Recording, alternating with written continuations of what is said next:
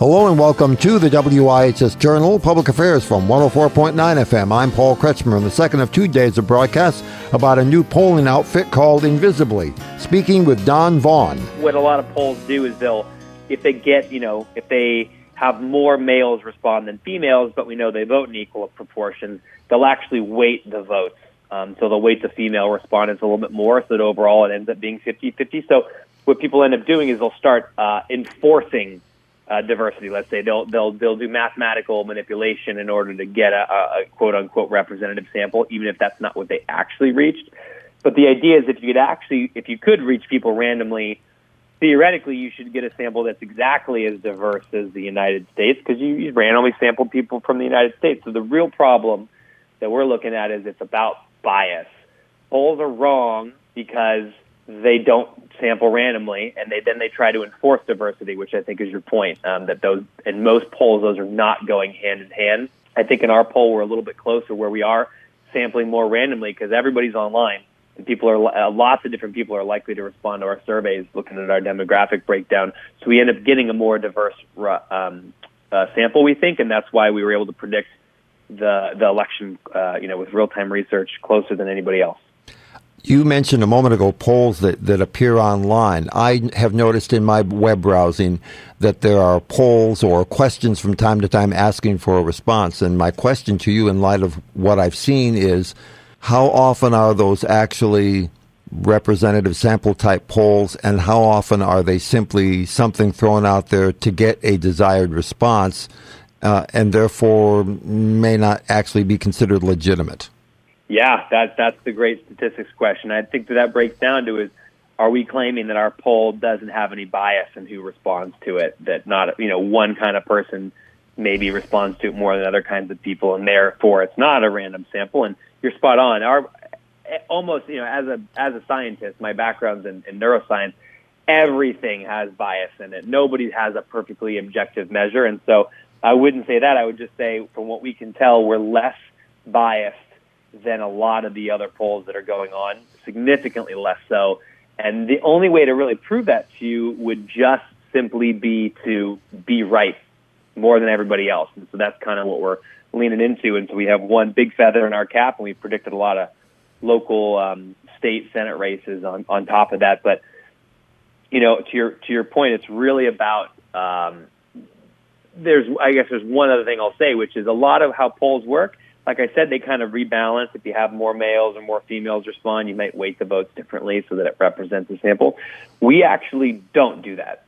So while we do get a diversity of respondents and we do collect demographic information, we don't change it. We just take everybody as a vote. And the fact that we came out as the most accurate poll in the 2020 presidential election, just using everybody's random sample, it tells me that is a pretty diverse outcome of 65,000 people. If you're not doing any funny math, you're just taking their votes and you're adding up to a prediction and they end up being right, your sample must be pretty diverse to capture the right amount of Republican and Democratic votes.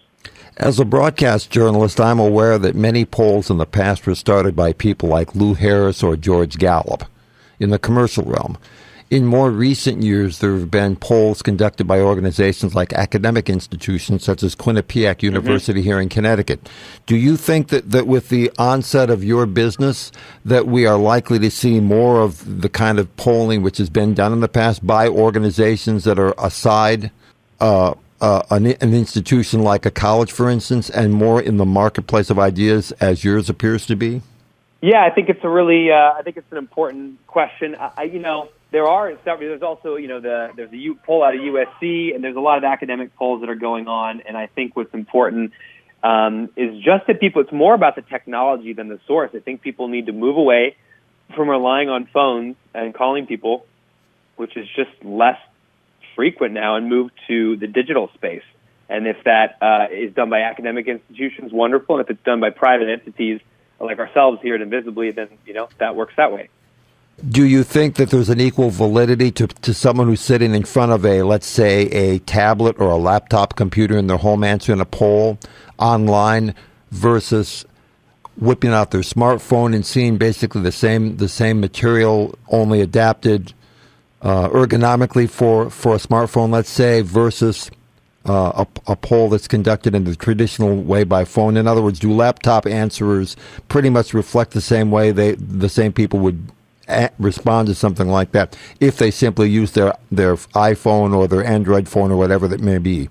Yeah, it's honestly anybody would be guessing, because all we really care about is, does the way that people respond generally predict how they're going to vote in the polling booth?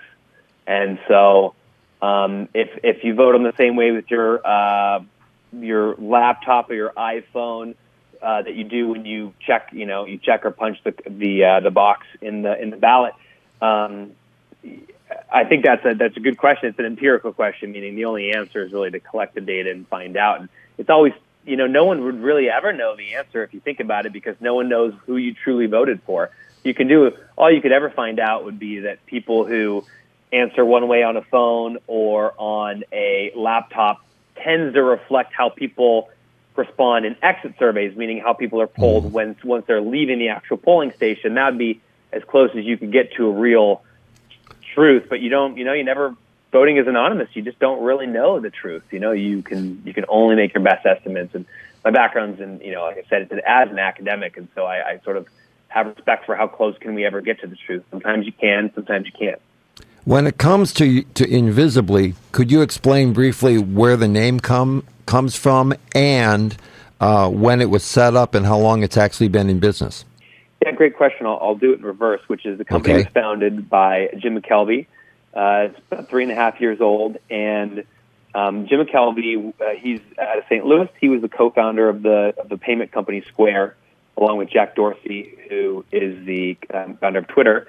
And what McKelvey's, has his vision for the name, and really how we think about it is our mission is bigger than polling. Like, we've talked a lot about polling, but our general mission is giving people power back online. And so one way is listening to them and how they want to vote and how they want to give their feedback on to different companies about different issues and answer questions. But it's bigger than that. It's actually just that you have the internet, we think, is kind of fallen apart in some ways, that people are, big companies like Facebook and Amazon and Google, they have control of your data. They keep you in their platform. They mine all the data they have on you in order to sell you the ads to the highest bidder, and you don't really have a lot of say over it. There's nothing you can do.